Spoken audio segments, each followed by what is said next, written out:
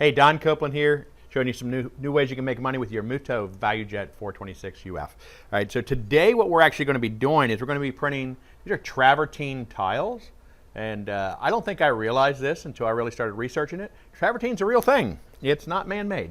It's a real material, kind of a sandstone type of material. They cut out, sand down, get the effects they want on them. And we're going to print on these and then convert them, which I haven't done with this one, but you can convert these to coasters simply by adding a couple of things, and they're amazing. If you look at Etsy right now, it's crazy what they're getting for these. They're using stamps, and they're just stamping a one-color design onto these things, not custom. And I had to put these numbers down because it's crazy what they're getting. The least expensive set of 4 that I found in a quick search on Etsy was $23 for 4. Got it? $23 for 4 of these with a cork backing, and that's it, right? To as high as $185 for 24, which is more than $30 for a set of 4, right? Almost $31 a set of 4. And they're doing these in single color. Did find a few multicolor. They would charge more for the multicolored ones. So great opportunity to make money. We bought the set we are using, packs of 9, which is a square foot. I think it is what it comes down to. Pack of 9 of these, as you can see, they're laying out right there. Hannah's showing you. A set of 9 of these was under $5, just buying them in sets of 9. I'm sure that if you're buying boxes and boxes of these, like you would, to do some major coverage for the tile work you would do with them typically, you're going to get the price down. But we're going to stick with the basically $5 that we spent for the 9, and we're going to run through and print up 8 of them. The bed, if you'll see right here, if you look at the bed, I've already printed out my outlines on the bed here. Because I want to do a little bit of an overbleed, I didn't push it on the size. You probably could tighten it up a little bit and have put 12 on here at a time. I wouldn't want to get crazy. When you see the numbers that we're talking about making on these, this is fine. They'll keep you'll stay steady with 8 at a time coming out of the machine. And just to give you an idea, with these, the numbers, again, using my cheat sheet because I got to, because these are such heavy duty numbers, I was blown away. I had to go through this about 3 times when I was calculating all this out before we did the video. So, based on our print time, which is around 4 minutes for 8 of these tiles, all right, comfortably, let's allow time to unload and reload. Let's say we can turn the machine around 10 times an hour, which equates to 6 minutes a set. So we have 2 minutes to load and unload. That's 80 tiles, which is 20 sets of tiles an hour. Being conservative, again, saying that we charge $23 to $26 per set of tiles. That's generating an income of $460 to $520 an hour on this little machine right here. All right? Now the crazy part comes in. We got the cost of the tiles, right? Roughly $5 for the 9 tiles. And ink cost for 80 was roughly $3.80 for all 80 of the tiles, giving us a total cost of just under $72 to print 80 tiles, including purchasing the tile itself, right, and the ink. And the gross profit before labor is which is $460 to $520 income, minus $72, leaves us at about $388 profit per hour on the machine. If you need somebody to operate the machine, then you have one of these. I'll come do it for you for half of that. We'll split it. All right. But if you figure $20 an hour for an operator, which is plenty for a machine like this, you're grossing over $360 an hour profit on this machine printing these type of tiles. And you have enough time while they're printing to get them set aside, cleaned up, and ready to go, and get ready for the next step, which is the prep, which is to put the cork on. But that's a whole nother story. Let me tell you what we've done to print these. First thing I did is you do want to wipe them down, because you can see my hands right here. I've got the dust on it because they are cut. If you look at the back of the tiles, you can actually even see the swirl marks from where they're cut by the blade.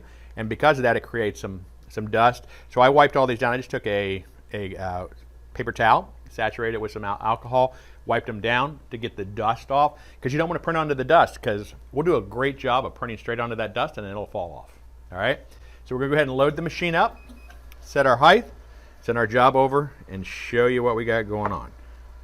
Let's go over real quickly here how we set up to print this job to get it over to the printer for the stone coasters. What we started out by doing is here, we actually set up a square. This is a 4-inch by 4-inch square, but I did put a thick outline on it, so it's actually going to size out. If you select one of these, you'll see at 4.02 by 4.02. The tiles that we are printing are roughly 4 inches, slightly less because they have a rounded corner. So that's a fine size. That's going to give us a place to be able to position the tiles on in each position onto the bed. So what I've done is I've replicated these using the array command to set these up a 1/4 inch apart. I do have a 1/16 of an inch bleed over every side of the tiles. That should give me about 1/8 of an inch between the two, or a little bit less once you get the overspray, so we don't have to worry about this tile spraying down onto this tile. All right, so we've set those up, generated the 8 of them. Those are on layer 2, as you can see right here. These are the 8 rectangles that I've got. So what I'm going to do is I'm actually going to take and print those over to the compress rip. And we're going to use the 426, the Mutoh 426 driver that has the profiles for the ink set that are in the machine. We do not want to do selected objects only. We do want to make sure we're printing to the edge of the sign blank, which means that it's actually going to use this point here as a 0,0 reference for this job. So the actual printing will actually happen here relative to the origin point on the printer. When I click OK, it's going to send those over. Going to come over into here. We're going to see a preview of it. I like to choose here on my job. There's no need to print fine on my outline. I will print this in fast, and I'm going to make sure that it's in bidirectional. It's going to give us the fastest print.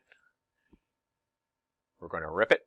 Then we're going to send that over. As you see, we used about 3.5 cents worth of ink on that. No need to send it over. We've actually already printed the lines on the bed. So we're going to bring that down here. Then we're going to go back to the design software, the Compress UV Design Rip software package. We're going to collapse that layer. I'm going to turn off previewing that, turn off printing.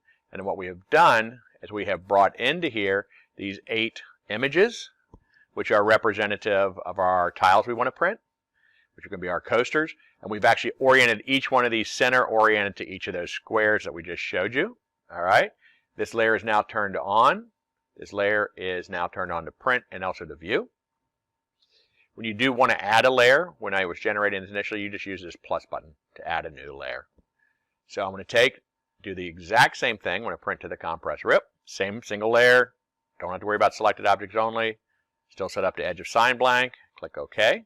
That just send it over to the rip. Come over here to the rip. See, it's importing the job, generating a preview for us right now. You're going to see there are 8 images. I'm going to select these. The only change that I really want to make on this, in this situation, I want to do fine, which is a good print quality, but there's no need to print unidirectional. We're printing onto basically a stone. It doesn't have a super smooth surface. So we'll go bidirectional. It's going to speed our printing up. We're going to rip it ahead of time. This is also going to give me the cost of the total job. This is going to be for all 8 of our tiles. See, when we process it, just under 38 cents for 8 tiles, which is slightly less than a nickel a piece to print them. Click on here and click on print, and it's going to send the job over to the printer.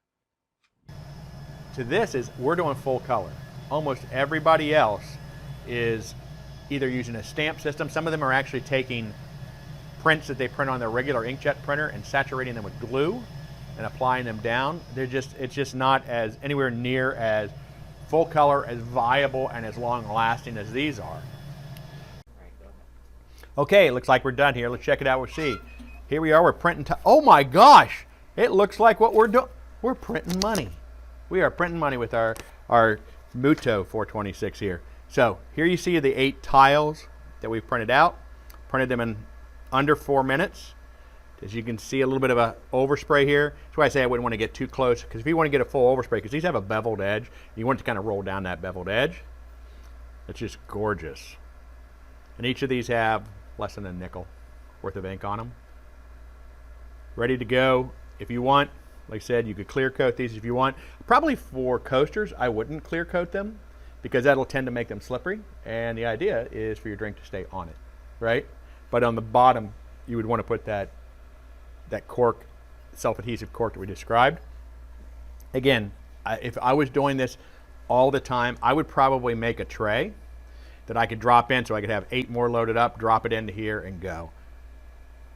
But even just doing a quick turnaround, you have 2 minutes to remove all of these and reload them and reprint the next set of them. You can go full custom. Again, the prices I gave you were not full custom. You could actually customize these individually, and it's not going to cost any more other than just quick setup time.